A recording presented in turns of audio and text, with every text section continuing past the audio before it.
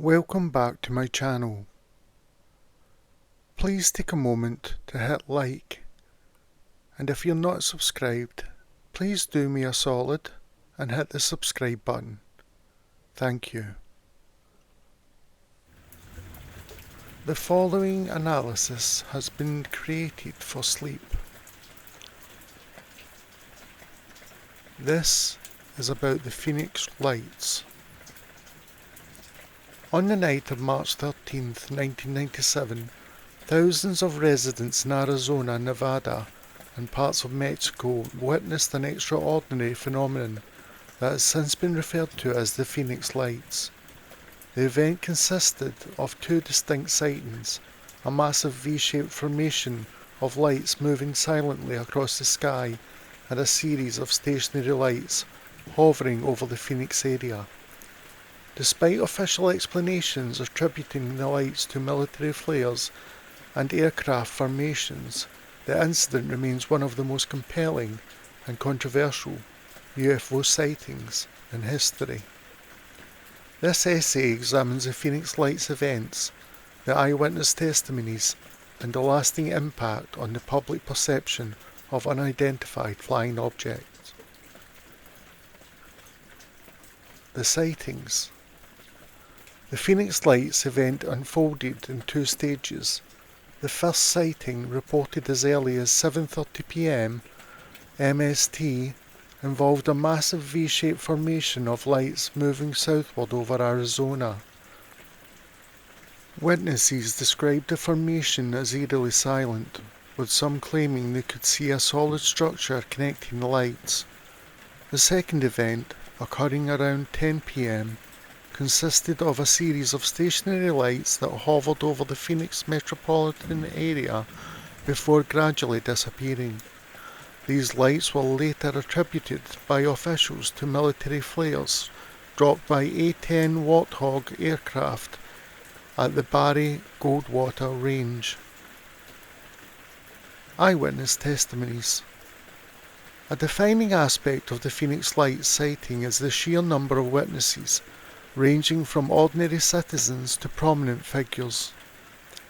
Their accounts provide a compelling narrative that challenges conventional explanations. Mike Forston, an Arizona resident, provided one of the most detailed accounts of the first sighting. He described seeing a massive object with 6 bright lights flying low over his neighborhood in Chandler, Arizona. This was a solid object. We could clearly see the outline against the night sky. It moved slowly and completely silently. It was unlike anything we had ever seen before. Forston's description contradicts the idea that lights were merely flares, as he observed a structured craft rather than an individual point of light. Dr. Lynn Katay, a respected physician and researcher, documented the lights over several years, including the March 13th event. She described her experience. It was an enormous silent craft. I could see a distinct shape and structure. The lights were amber orbs, intelligent and purposeful in their movement. This was not military. It was something far beyond our understanding. Dr. Katay's accounts adds credibility to claims that the sighting involved a structured craft rather than military activity. One of the most surprising testimonies came from former Arizona Governor Fife Symington. Initially, he dismissed the sighting in a humorous press conference, bringing out an aide dressed as an alien. However, years later he admitted that he had also seen the lights and believed the object to be of extraterrestrial origin.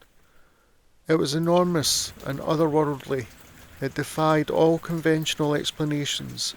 It was definitely not flares or military aircraft.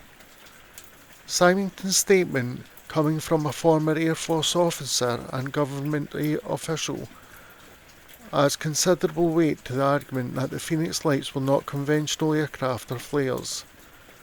The US Air Force and government officials have consistently attributed the second wave of lights to military flares dropped by A-10 Warthogs during a training exercise. They argue that the flares, which burn brightly and descend slowly due to parachutes, accounted for the hovering lights seen over Phoenix. However, this explanation does not address the earlier V-shaped craft sightings. Skeptics argue that the first sighting was caused by conventional aircraft in formation, possibly military jets flying in coordination. However, the silent, slow-moving nature of the lights, as well as the structured craft described by many witnesses, challenges this theory. Some lasting impact and theories. The Phoenix Lights remain a significant case in UFO research, inspiring documentaries, books, and continued debate. Several theories attempt to explain the event. Many UFO enthusiasts and some researchers believe the Phoenix Lights were evidence of an extraterrestrial craft. The massive size, silent movement, and intelligent formation of the lights suggested advanced technology beyond human capabilities. Some theorists propose that the lights were part of a classified military project, possibly a prototype aircraft employing advanced stealth technology. The US government has a history of testing experimental craft in the southwestern United States, making this theory plausible. Skeptics argue that mass hysteria and optical illusions could explain the sightings. Atmospheric conditions, reflections, and misidentified conventional aircraft may have contributed to the widespread reports. However, the consistency and credibility of the eyewitnesses' testimonies make this explanation less convincing. That's all for this evening. Sweet dreams.